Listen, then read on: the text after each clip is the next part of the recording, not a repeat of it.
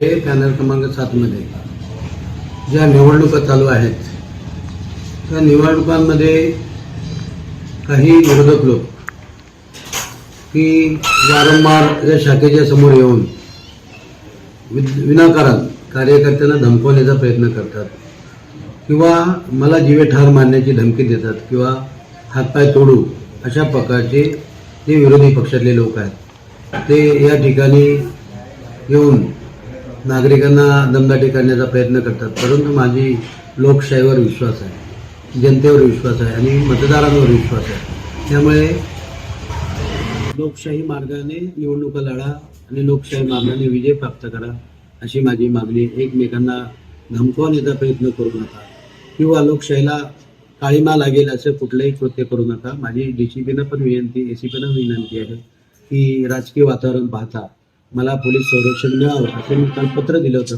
परंतु ते म्हणले 10 दिवस अगोदर सांगितलं असं तर तुम्हाला प्रोटेक्शन मिळेल.